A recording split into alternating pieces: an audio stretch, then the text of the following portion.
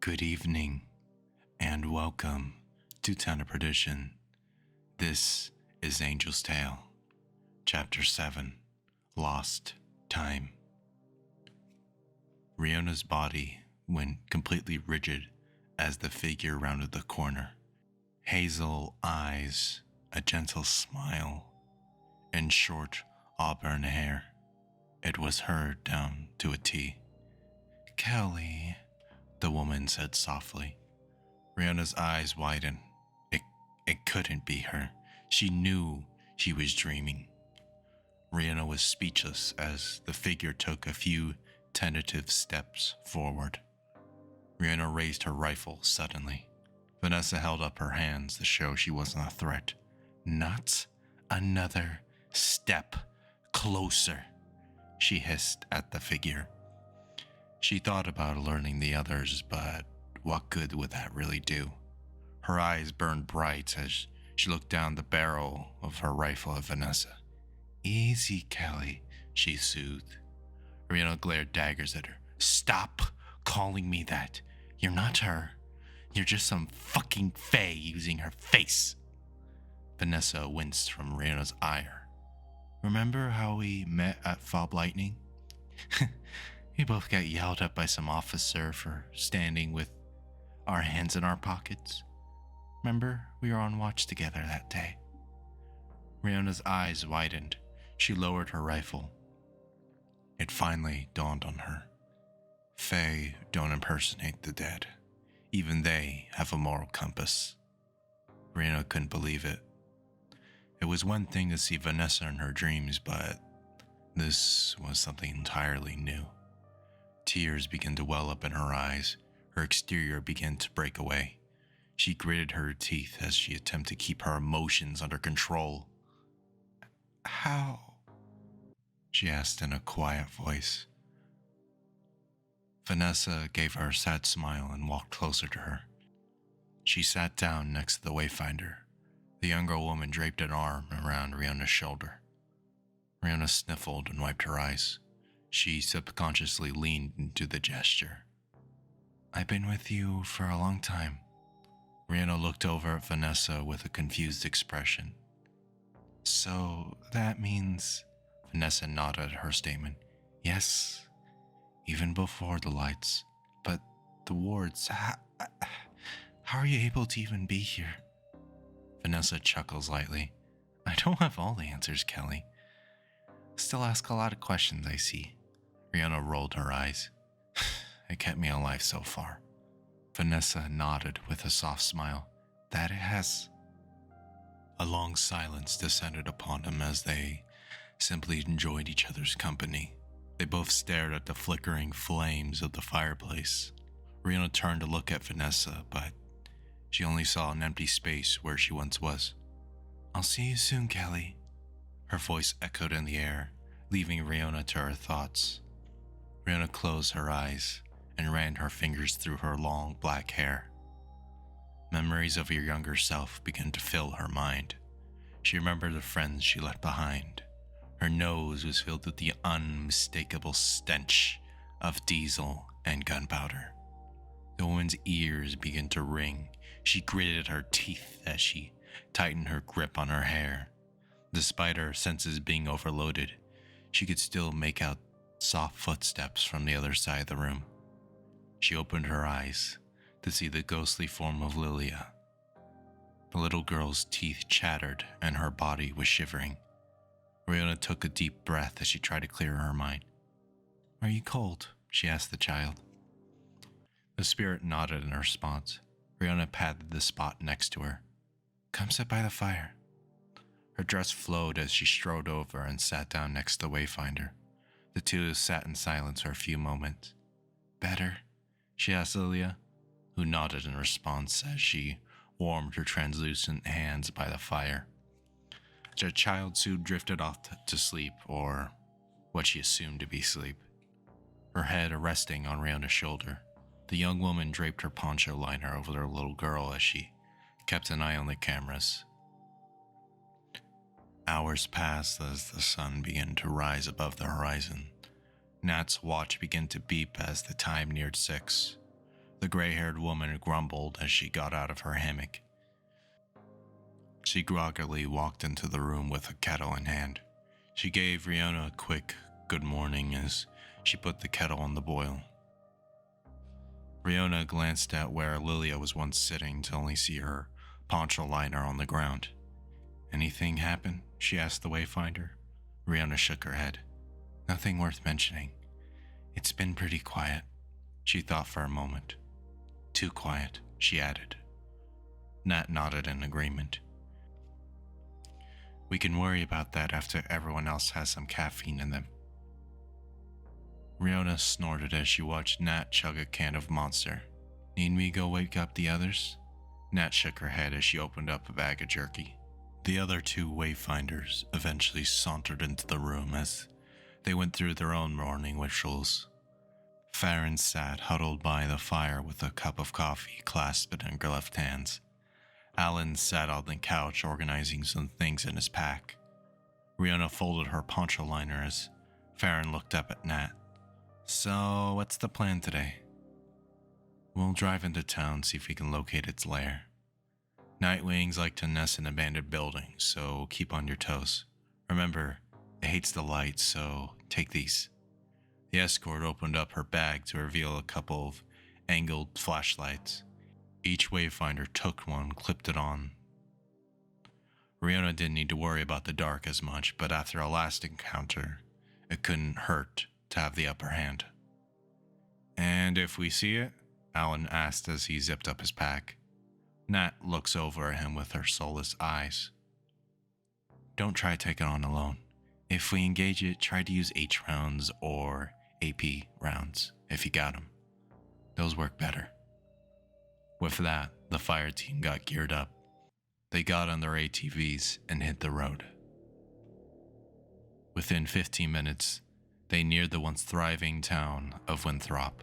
The entire town was quiet, save for the low hum of the ATVs. Many of the historical buildings in the town had seen better days. Dozens of wrecked cars littered the roads. The interiors were covered with an unearthly moss. The fire team pulled up to the side of the road and powered off their ATVs. The group walked out into the main street of the town. The fire team spread out and walked within arm's reach of each other. As they walked towards the town center, Alan glanced at the interior of a car to see an unoccupied infant's car seat. He stood there and stared at the car seat with a blank expression. The others took notice of this. Riona glanced at Nat for instructions, but she simply shrugged as they made eye contact. The wayfinder sighed and walked over to the young man. She gently put a hand on his shoulder. He blinked and looked over at her. He glanced back at the car seat and then back at Riona. She bobbed her head in the direction they were walking. He straightened up and nodded.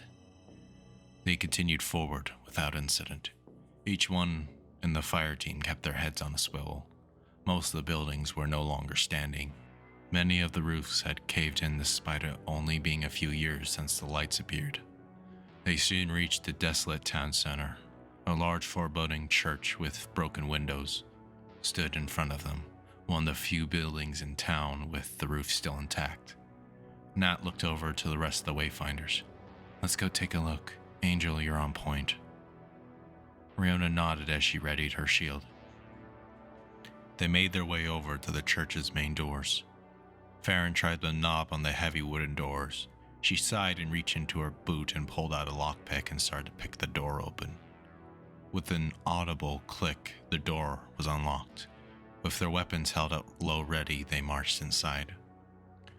They entered the dusty interior of the church. Inside the dilapidated room, they saw 3 corpses, mutilated in a similar manner to the 2 Acer soldiers. Nat Blinken walked over to one of the corpses. She flipped it over with her foot. "Wayfinders and their escort. Search them, find out who they are."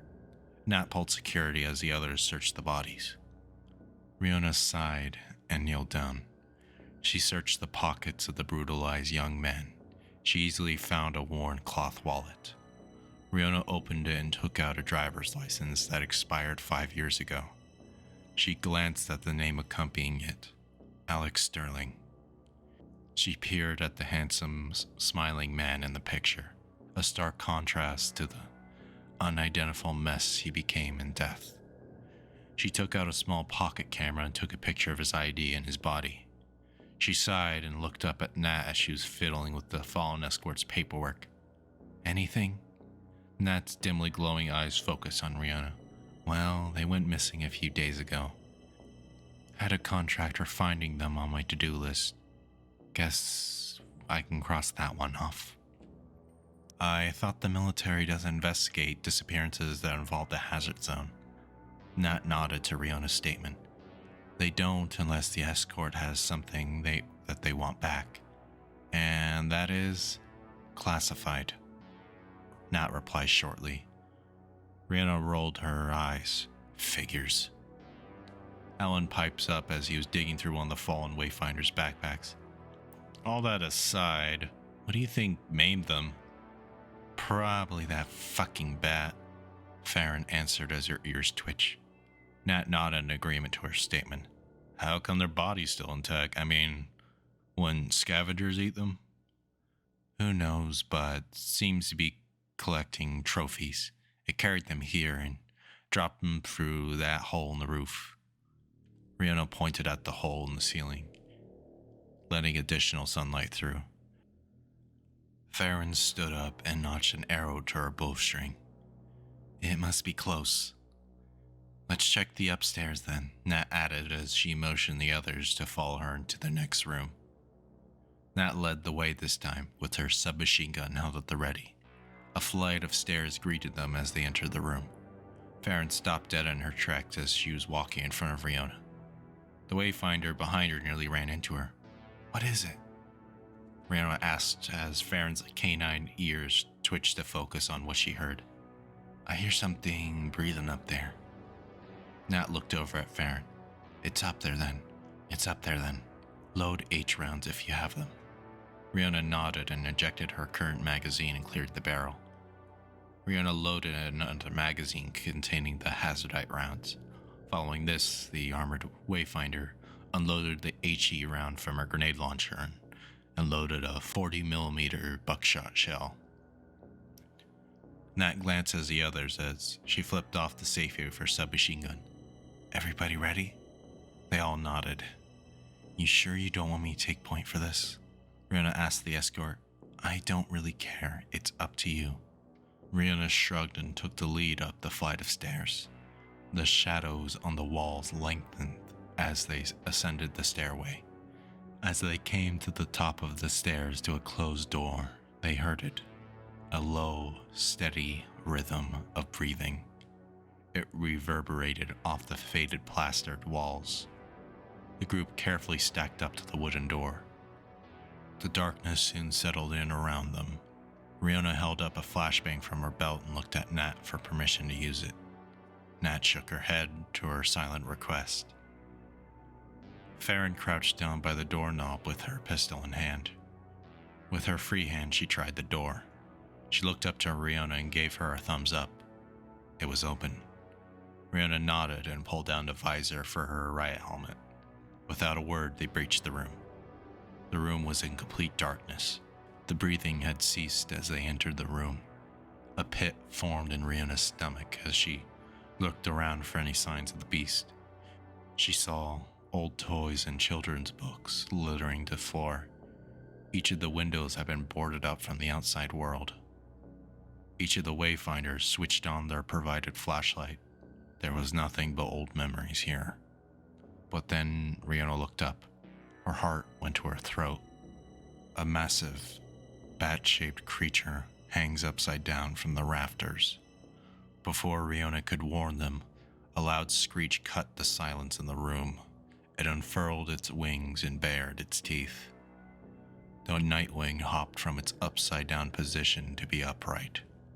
Farron winced from the sudden sound as she covered her ears. There it is! Fucking shoot it! Alan yelled as he shone his flashlight on the creature and raised his rifle. The creature hissed as the light was upon it. Before anybody could fire a shot, it swung its needle-like tail and several barbs flew towards them. Rihanna moved to intercept them. 2 of them buried themselves in Rihanna's shield. The other 2 flew towards the net. One struck her in the shoulder, the other flew into her chest. With a breathless gasp, she fell to the ground, red dripping down the barb embedded in her body. Rihanna shouted, "Shit! Escort down!" And that was Chapter 7. I hope you enjoyed listening to that one. I apologize for leaving you on a cliffhanger, but I have to tell you a good story somehow. And as usual, good night, listeners. Good night.